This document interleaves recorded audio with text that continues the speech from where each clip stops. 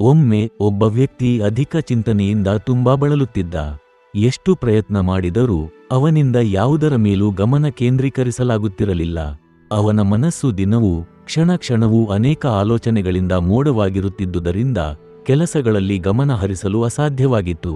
ಅದರ ಪರಿಣಾಮ ಅವನ ಯೋಜನೆಗಳು ಪೂರ್ಣಗೊಳ್ಳದೆ ಉಳಿಯುತ್ತಿದ್ದವು, ನಿರ್ಣಯಗಳು ತಡವಾಗುತ್ತಿದ್ದವು ಮತ್ತು ನಿಧಾನವಾಗಿ ಅವನ ವ್ಯವಹಾರವು ಕುಸಿಯತೊಡಗಿತು. ಆತನು ತನ್ನದೇ ಮನಸ್ಸಿನೊಳಗೆ ಸಿಲುಕಿದವನಂತೆ ಭಾಸವಾಗುತ್ತಿತ್ತು.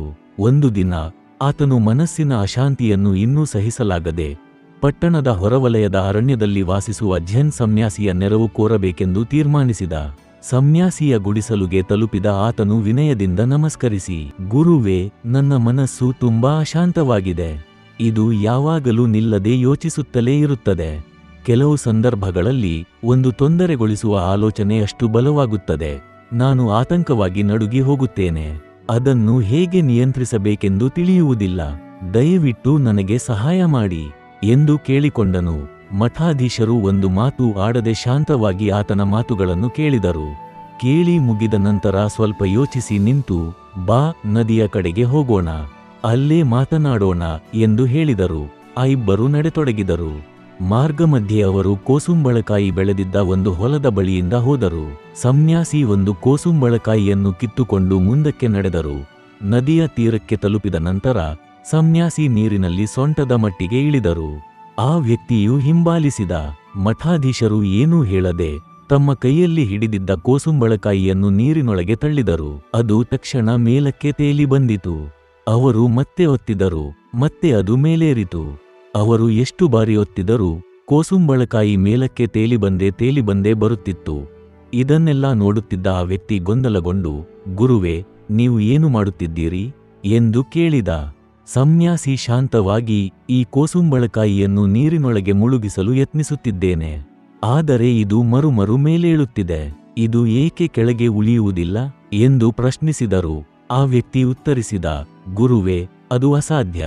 ಕೋಸುಂಬಳಕಾಯಿ ಒಳಗೆ ಗಾಳಿಯಿಂದ ತುಂಬಿದೆ, ಅದರೊಳಗಿನ ಗಾಳಿಯನ್ನು ತೆಗೆದುಹಾಕದೆ ಇದನ್ನು ಮುಳುಗಿಸಲಾಗುವುದಿಲ್ಲ.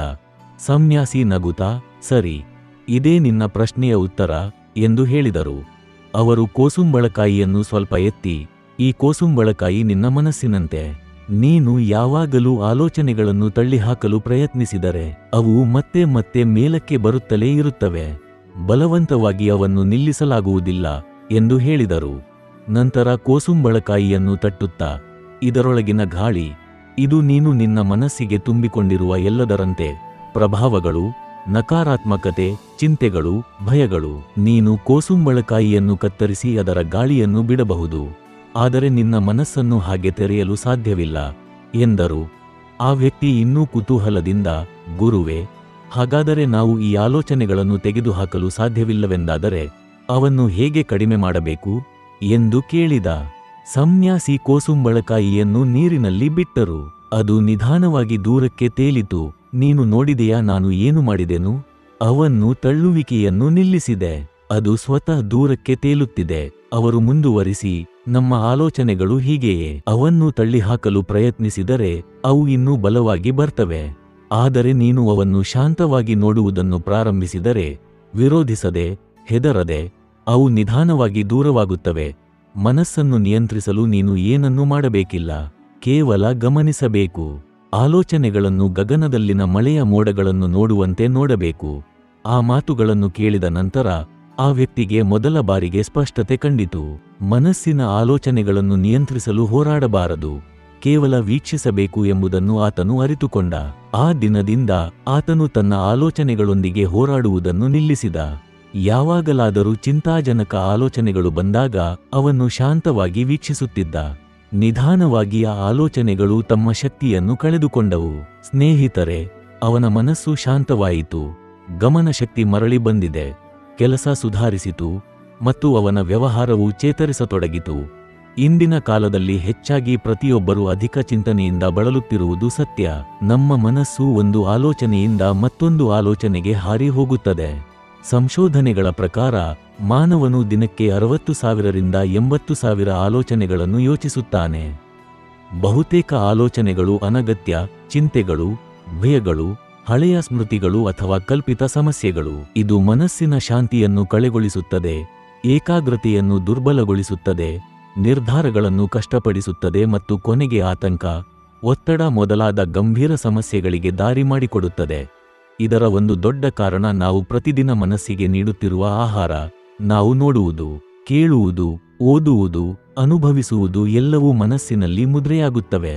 ಇಂದು ಜನರು ಗಂಟೆಗಟ್ಟಲೆ ರೀಲ್ಸ್, ಶಾರ್ಟ್ಗಳು, ಸಾಮಾಜಿಕ ಜಾಲತಾಣಗಳಲ್ಲಿ ಸ್ಕ್ರೋಲ್ ಮಾಡುತ್ತಿರುತ್ತಾರೆ.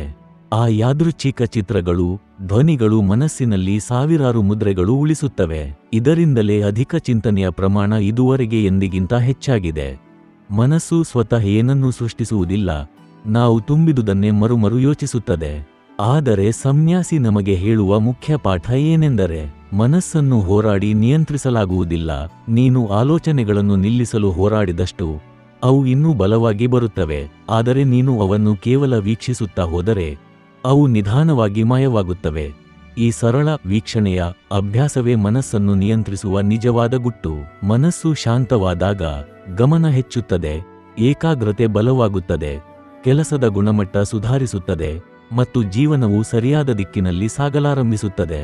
ಕೊನೆಗೆ ಒಬ್ಬನ ನಿಜವಾದ ಶಕ್ತಿ ಹೊರಗಿನ ಜಗತ್ತನ್ನು ನಿಯಂತ್ರಿಸುವುದಲ್ಲ, ತನ್ನೊಳಗಿನ ಜಗತ್ತನ್ನು ಅಂದರೆ ತನ್ನ ಮನಸ್ಸನ್ನು ನಿಯಂತ್ರಿಸುವುದಲ್ಲಿದೆ.